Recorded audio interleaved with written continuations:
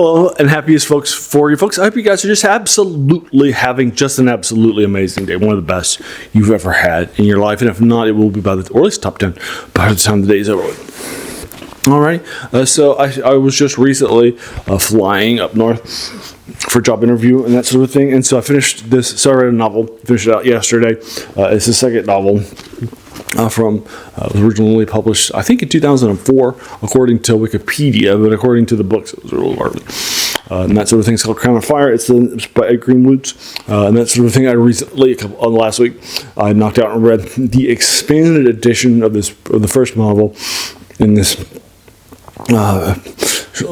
short story that was expanded by Ed Greenwood for you folks. Now, he was the guy who created the Forgotten Realms, if you recall, back before Dungeons & Dragons was a thing, and then he adapted it to the Dungeons & Dragons campaign, wrote a lot Dragon magazines about his world and fleshing it out.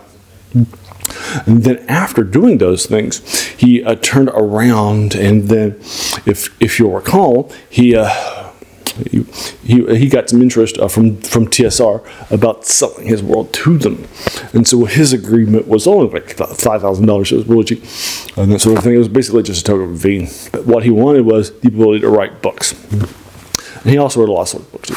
And since this is his world and so forth, his novel was one of the first ones that was published, called Spellfire. And they told him, show us the realms, right? And so he did. He wrote a long novel, but about a third of it was cut. It was a little longer, about 30% longer than it needed to be, according to the length that he's supposed to be at. And that sort of thing. And so the first ones, sold very, very well. The first one was Douglas Snell's Dark Walker on Moonshade, and then Ari Salvatore's, Crystal Shard and Tristan Orton series. And that sort of thing. And that one, I do go back and read. I've also read all the Douglas Snell stuff, but I have not gone back and reread his stuff. But this guy, even though Spellfire was massively cut down, and one of the subplots was removed, and that sort of thing, I think it's because this is the guy who created it. I think there's some magic to it that I do like, coming back to his stuff and so forth. But it didn't sell as well, and I think it's because his novel was hacked into pieces, right?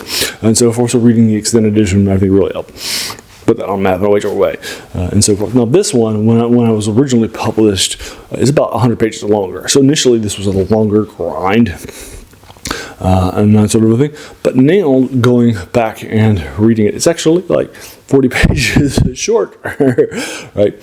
Sometimes I have something that I don't like called sequelitis, where later sequels in a work will have longer and longer length, right? Because they know they're going to get that money. And so they're not worried about length. Like an example of Harry Potter by J.K. Rowling, or Isaac Asimov's Foundation series that starts out with very, very small novellas and then novels, and then finished up with like these giant novels and that sort of thing. This is about 350 pages long. I finished yesterday in my final flight to Charleston, West Virginia, here at Yeager Airport. Loved it lots, and that sort of thing, going back and knocking this out. And so basically the idea here is that, this is just a heads up, it's a sequel, so if I do give you some spoilers for the first one, I'm sorry. But the idea here is that we have a group of 3 people that are trying to escape from the evils, various evil forces like Sentinel Keep or Faye, they're trying to keep silent and that sort of things. And so the 3 characters are Chandra, Shasher, she's the main character. She used to be a kid just no ass. And then she learned this very, very unique power of Spellfire and that sort of thing. And we'll find out in the first book, she's actually a kid of a Spellfire ruler who was skilled. And so everybody was trying to chase her down from the cult of the evil wizards, dragons, and that sort of thing, and try to kill her and such, because this is unique power and they want to control it. Or if they can't control it, then just kill her. That's like their backup plan. But ideally, they just want to capture her and then force her to join them, or just, if they can't do that, at least they can kill her and then take her body apart so they can figure out the mysteries of the Spellfire. It's a very, very powerful thing. But does have some rules attached to it. Typically, you need to have absorbed spells or magic items or something like that, or it has to recharge and restore up. And so there are some rules to it too. All right, but there you are. So so that's what's happened. So now her and her husband, Norm, also a younger guy, was an apprentice at the beginning of Spellfire. And now he's basically like maybe 4th or 5th level. He's not the strongest wizard in the world, but he's definitely grown. He's taking care of her too and giving her magic. And then a dwarven older guy named Delg, for you folks. And he was a comrade of hers in the first party that she left, the Inn 4 that she grew up in, the Rising Moon. And then she'll have left that with his party, and they're the only 2 survivors. So they definitely have a strong connection. He was actually sort of raising her into it. She joined as the thief, and so forth. She actually stole all the party stuff in order to show that she could be a thief. And so forth. He was the one who was like, I don't think she should join, just because she's young and untrained. So he'll actually take her on his way with the party. And that sort of thing. There's definitely a strong relationship. Delv was actually my favorite character in this book. Lots. Alrighty. So you'll find out a lot about him in this book. But anyway, so he and so those are the 3 that are heading out. And they're basically fleeing as they basically want to be harpers. The good, the force for good in the realms. It's a secret society, and that sort of thing against the evils of Central Keep and that sort of thing. And we're the cult of the dragon.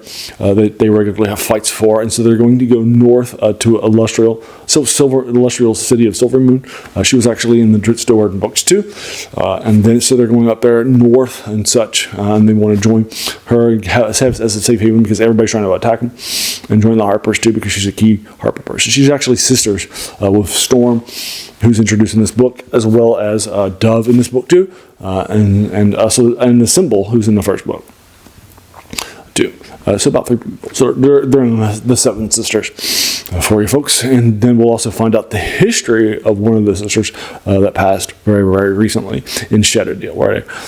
And such. So yeah, it's a good stuff. Lots. I think it's a good concepts.